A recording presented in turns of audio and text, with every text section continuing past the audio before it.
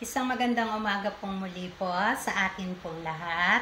Gaya po ng dati, palagi ko pong sasabihin sa inyo sa umpisa po ng aking kapahayagan na wala po akong ipinakikilala po na kahit na ano po para po sa aking sarili. Isa pong aba po, isa pong hamak na tagapagpahayag po kung ano po ang nilalaman ng ating pong banal na libro. At ang banal na libro nga po, ang lahat na nilalaman nito ay nagmula po sa ating Diyos na kataas-taasan, ang atin pong banal na Espiritu Santo.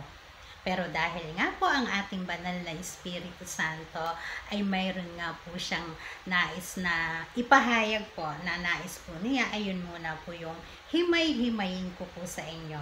Yun nga pong pagpapatuloy po sa kapahayagan ko nung nakaraang linggo. Yan nga pong mensahe niya na ang inyo daw pong hamak at abang lingkod, ang asin ng sanlibutan na sagot daw po sa isang lihim na karamdaman mula pa po nung kauna-unahan po. Ayun nga po ay ang pagkauhaw po sa laman po, pagkauhaw po sa dugo po, at pagkatakam po sa laman po ng tao. Ayon po sa ating banal na Espiritu Santo, para daw po dun sa mga pinuno, mga hari, reyna, prinsipe at prinsesa po ng grupo po na ito na ayun nga po, nauuhaw, natatakam po sa laman ng tao dahil wala nga pong makatugon o makapagbigay po ng ganap na lunas. Ayon po sa ating banal na Espiritu Santo, at yan din naman po ayon din po sa personal na pananaw ko. Alam ko pong marami po sa inyo ay hindi rin naman po ninyo ninanais na malagay po sa ganyang sitwasyon o kalagayan, dahil nga po wala namang makapagbigay po ng ganap na kagalingan at lunas po. Nais ko pong ipaabot sa inyo kasama po ng ating banal na Espiritu Santo na ang inyo pong hamak at abang lingkod po ay narito po ako, hindi po upang hamakin, husgahan o hatulan o magdeklara po ng isang matinding digmaan po laban po sa inyo. Ayon po sa ating banal na Espiritu Santo, iabot ko daw po sa inyo ang mga kamay ko, hindi upang itulak kayo palayo, bagkus po ay upang kayo po ay yakapin ng buong puso po na walang halong panghuhusga po.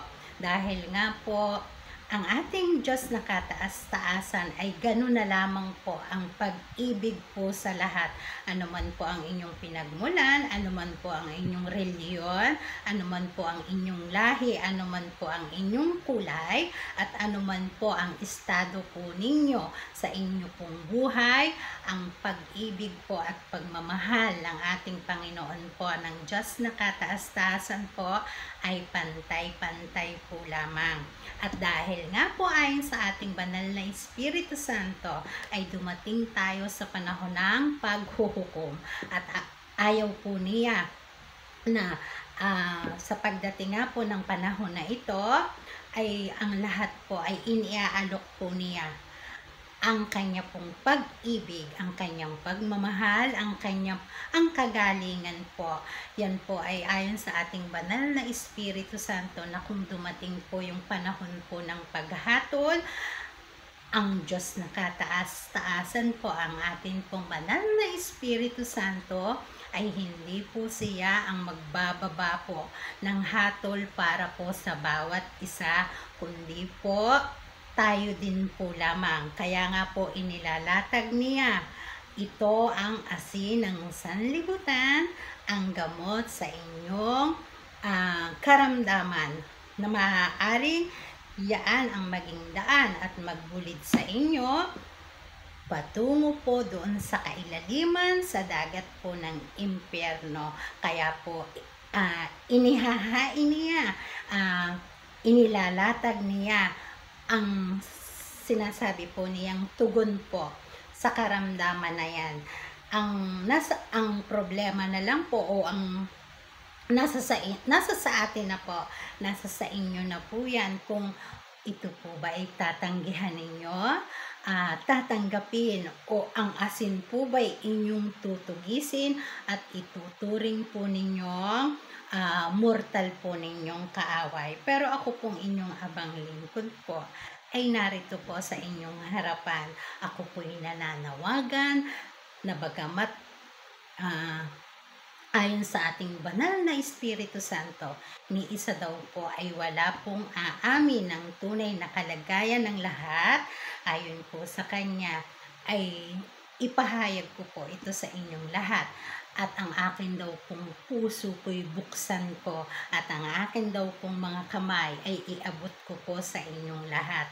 Ngayon may isa o dalawa na tumanggap po sa akin, nagpatuloy po sa akin. Ayon po sa Kanya ay ang Espiritu Santo po ang kikilos po para po sa akin. Dahil nga po wala po talaga akong kapangyarihan. Naging seryoso po ang ugnayan, pakikipag-ugnayan po sa banal na Espiritu Santo tungkol po sa issue na ito. Dahil nga po sa bigat po ng mga kapahayagan, gusto kong mag-joke sana sa Kanya na bakit po ba ako ang asin ng sanlibutan? Ako po ba ay maalat? Yun po ang pabiro ko pong naitanong po sa Kanya. Dahil nga po masyadong seryoso at mabigat po yung mga kapahayagan. Ayon po sa ating banal na Espiritu Santo, ang bansang Pilipinas po ang lupang hinirang. At sa bansa pong ito, magmumula po ang munting kinang. Ang munting kinang na magiging ilaw po ng lahat at magiging tanglaw daw po ng lahat sa napakahabang panahon pong kadiliman. Kaya, nasa atin pong mga kamay, nasa inyo pong mga kamay po ang pagpapasya po. Mamimili po tayo sa daan po na ating tatahakin. Ang daan po patungo sa Hardin ng Eden, sa buhay na payapa, walang kamatayan, walang gutom, walang pasakit, walang banta, walang alalahanin po ang Hardin ng Eden. Yan po sa lupain din pong ito. At bago nga po manumbalik sa Hardin ng Eden ang lupain ito, dadaan po tayo sa matinding paglilinis. At dahil nga po marumi, sobrang paglilinis, kailangan kiskis. Matindi pong paglilinis, kaya bagamat nahaharap tayo sa matinding mga pagsubok ng kalikasan sa mga darating na araw at sa mga darating pang panahon, ayon po sa ating banal na Diyos na kataas-taasan, bahagi po yan ng proseso po ng paglilinis po na hindi po natin maiwasan atin pong pagdadaanan.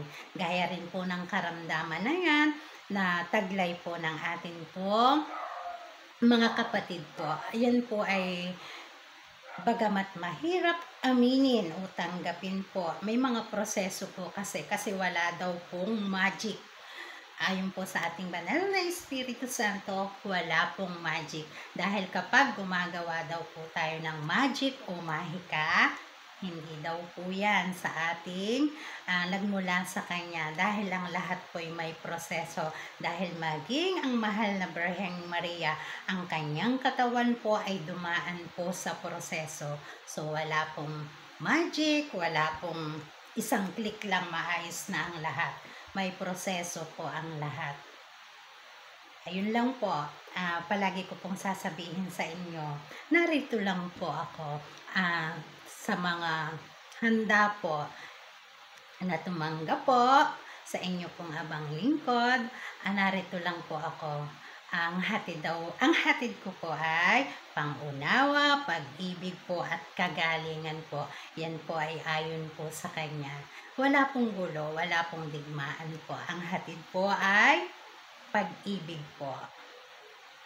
Hanggang sa muli po, wala na naman po tayong oras. Bye! Paalam po. Mabuhay po tayong lahat. Bye-bye!